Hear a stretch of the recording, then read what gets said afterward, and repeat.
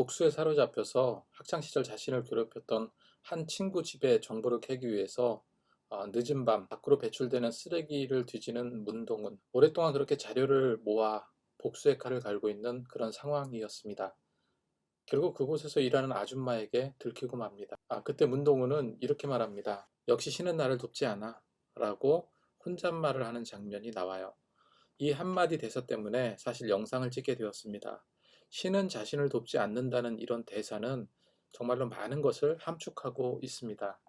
김은숙 작가 입을 통해서 이제껏 마음속에 품었거나 가지고 있었던 신에 대한, 하나님에 대한 그 원망, 그런 것이 아니라면 신이 없다는 철저한 증거를 찾기를 포기하고 자신의 어떤 심정을 주인공에게 간접적으로 투영했을 수 있을 것 같다라는 생각을 해보게 되었습니다. 하지만 신이 자신을 돕지 않는다고 되뇌인 것은 신에 대한 이런 복잡한 심적 감정을 대변하는 것이기 때문에 그것이 단편적으로 무신론이기 때문에 그렇다라고 말할 수는 없을 것입니다. 하나님을 믿어도 누구나 사실 하나님을 원망하고 살 때가 많기 때문에 그렇습니다. 믿는 자건 믿지 않는 자건 인간이라면 누구나 세상을 살아가면서 소원하는 바가 있습니다. 그리고 바라고 성취하고 싶은 일들이 있죠. 조금 더 쉽게 표현하자면 누구나 얻고 싶은 것을 얻고 갖고 싶은 것을 갖고 높은 지위에 오르고 싶고 또한 행복해지기를 원한다는 것입니다. 그리고 그런 행복의 추구나 바람이 더 간절해지면요. 자신의 의존을 넘어 그리고 사람들의 의존을 넘어 보이지 않는 어떤 절대자인 신에게 간절한 어떤 기도가 나오기 마련입니다. 왜 그렇습니까? 신은 강하고 자신은 약하기 때문에 그래요. 이런 바램이나 기도는 신을 믿는 자에게만 국한되는 것이 아니죠. 무신론자라고 할지라도 믿지 않는 신을 향해서 기도하는 경우가 많습니다. 그래서 저는 이렇게 생각합니다.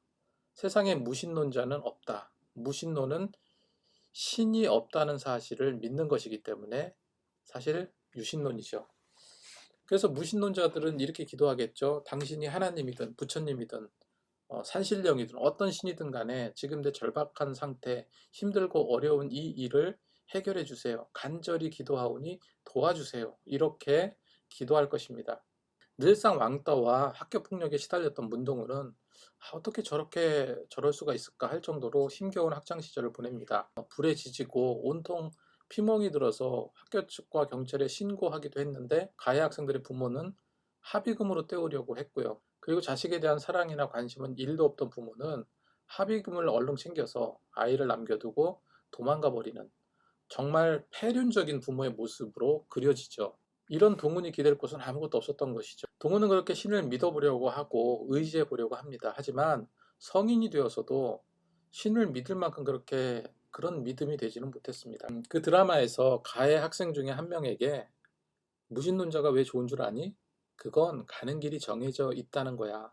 지옥. 이렇게 하는 대사가 있거든요. 이건 일종의 하나님에 대한 포기, 신에 대한 포기의 표현이 아닐까요? 동우는 누군지 모르는 신에게 간절히 기도했는데 신은 응답하지 않았고 자신의 소원은 눈꽃만큼도 들어주지 않는다는 그 절망감에 사로잡혀 살아갑니다. 성경에 보면요. 기도에 대해서 정말 많은 장밋빛 같은 그런 희망 같은 것을 보여주긴 합니다. 구하면 구할 것이고 찾으면 찾게 될 것이고 문을 두드리면 열릴 것이고 구하지 않아서 다시 말해서 기도하지 않았기 때문에 문제 해결이 되지 않는 것처럼 기록을 하고 있습니다. 그리고 또 성경에 이런 말씀도 있죠. 태산 같은 산을 움직이는 것도 귀신 들린 자를 치유하는 힘도 기도가 아니곤 되지 않는다라고 말씀할 뿐만 아니라 항상 기도할 것을 또한 기록하고 있습니다. 그뿐만 아니라 이사야서 41장 10절 말씀에 보면 이렇게 기록하고 있습니다. 내가 내 하나님이기 때문에 너를 도와줄 것이고 너를 굳세게 해줄 것이다. 나의 의로운 오른손으로 너를 붙들 테니 안심하라 걱정하지 말라 말씀하고 계십니다. 그렇게 성경은 항상 너를 도울 것처럼 보호할 것처럼 말씀하시고 기록하고 있는데 현실은 어떻습니까? 그렇지 않다고 생각을 합니다. 여기서 우리는 하나님에 대한 상식적인 이해가 필요할 거라고 저는 생각을 해요. 우리가 보통 무언가 필요할 때 내가 아는 친구나 부모에게 단편적으로 나를 도와줄 방법을 부탁을 합니다. 그런 상황으로만 이해해선 안 될 거라는 거죠. 왜 그렇습니까? 하나님은 전 세계를 조망하고 계신 분이에요. 다시 말해서 전 세계 70억 이상의 사람들을 운행하시고 그 기도 소리를 듣고 계시거든요. 그래서 세상을 살아가는 방식과 적절한 방향을 설계하시고 진행하시는 분이 하나님이시기 때문에 분명 우리의 생각과 기준과는 다를 것입니다. 우리는 그에 비하면 너무나도 단순한 거죠. 우리가 하나님께 드리는 기도도 굉장히 단순합니다. 기도했는데 그 기도가 응답이 되고 내가 원하는 바가 되었다면 굉장히 기뻐하면서 하나님께 감사할 것이에요. 우리 선택은 딱 둘 중에 하나입니다. 기도 응답을 해주셨다. 아니, 응답하지 않으셨고 여전히 똑같이 변화된 게 없다. 이것이 우리의 생각이자 판가름이죠. 하지만 하나님은 지금 내 상태에서 더 좋은 것이 무엇인가, 어떤 것이 더 올바른 선택인가, 이런 부분을 철저하게 생각하고 판단하실 것 같습니다. 내가 원하는 바가, 그리고 다 모든 것이 다 나와 내 주변에 유익이 된다고 말할 수 있을까요? 그렇지 않을 겁니다. 내가 원하는 바가 이루어짐으로 인해서 내 주변에 더 큰 해가 되는 경우도 있을 것이고, 기도 응답을 해 주심으로 인해서 내가 더 개인적으로 더 해로워질 수 있는 일은 분명히 있을 거라는 거죠. 기도 응답을 하나님께서 어떤 방식으로 해 주시는지 성경의 개략적인 아웃라인은 있지만 분명한 것은 하나님의 방식은 우리의 생각보다 더 정확하고요. 아니 완벽하시죠. 더 완벽하고 더 시의적절하시고 근시안적인 생각이 아니라 굉장히 복합적이고 입체적인 방향으로 이끌어 가신다는 점이에요. 그래서 우리가 하는 기도가 당장 무언가 엮여지고 가시적으로 보여지는 것일 텐데 하나님은 그 너머에 다음 차례까지 염두에 두시고 설계하고 판단하시고 운행해 가신다는 거죠. 그래서 항상 기도해 본 사람에게는 원하는 바가 제대로 되지 않아서 그래서 실족하는 자들이 나오기 마련이에요. 하나님이 어디 있냐면서 원망하고 따지는 자가 생기기 마련입니다. 심지어는 그로 인해서 교회를 떠나는 사람도 많다는 거죠. 여러분 출애굽 사건을 한번 보세요. 하나님은 수백 년 동안 이집트에 종살이했던 히브리 민족들을 구원하시기 위해서 모세를 세웠습니다. 그래서 모세를 통해서 대민족이 젖과 꿀이 흐른다는 그 가나안을 향해서 갑니다. 그런데 가만히 한번 생각해 보세요. 지금 이 시작은요. 수백 년 동안 히브리 민족들이 기도해왔던 기도 제목이었습니다. 아, 하나님께서 마침내 정말로 이 지긋지긋한 종살이에서 해방시켜 주셨구나. 이제껏 해왔던 그리고 간절히 드렸던 기도를 응답해 주시는구나. 이렇게 생각했을 것입니다.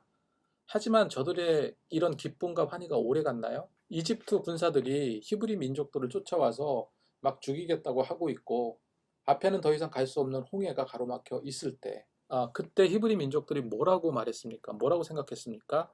안 되겠다. 우리 다시 돌아가서 그냥 종으로 다시 살자. 지금 이 자리에서 우리는 분명 죽을 거야 하면서 두려움에 떨었다고 성경을 기록하고 있죠.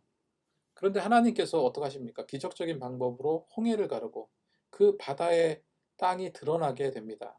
홍해물은 양쪽으로 갈라져서 길을 냈고 그 바닷길은 막 질척질척한 땅이 아니라 건너가기 좋게 마른 땅이 되었다고 성경은 기록하고 있어요. 그렇게 다 건너고 나서 하나님은 바닷길을 다 닫으셨습니다. 원수였던 이집트 군사들은요, 그곳에 수장되었습니다. 여기서 또다시 히브리 민족들은 어떻게 생각할까요? 역시 하나님이야. 하나님은 모든 기도 응답을 들어주시는 분이 하면서 하나님을 찬양하고 믿습니다를 외쳤을 거예요. 하지만 출애굽할 때 급히 먹을 것을 챙겨온 그 양식이 떨어지기 시작했습니다. 그리고 사람들은 생각해요. 양식이 떨어지자마자 이런 사막 한가운데서 우리가 어떻게 살 수 있겠는가? 다시 이집트로 돌아가서 종살이 하자. 이렇게 말하고 지도자인 모세에게도 반항하기 시작을 합니다. 하나님께서는 또 기적적인 방법으로 기도 응답을 해주시죠. 하늘에서 만나와 메추라기를 보내주셔서 먹고 살게 합니다. 계속 반복이에요. 다시 말해 행복하게 원하는 것이 우리의 본 마음이라면 그 과정을 끊임없이 만들어가고 세워가고 또 적응해가는 것은 정말로 우리는 무시한다는 거예요. 그것을 무시한 채 그저 지금 당장 필요한 거 그것만 채워달라고 한다는 거죠. 그리고 그 필요는요 꼭 내게 맞아야 됩니다. 그리고 내가 만족할 수 있어야 돼요. 이런 것으로 못 박아버립니다. 그건 소망이나 바램을 넘어서 강요나 설득을 넘어서 그 이상으로 변질될 수도 있는 거예요. 여러분 분명한 것은요. 기도는 현재 진행형입니다. 어느 하나가 해결됐다고 끝나는 것도 아니고요.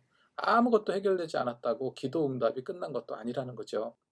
내 기준에서 내 생각에 치우치지 않고요.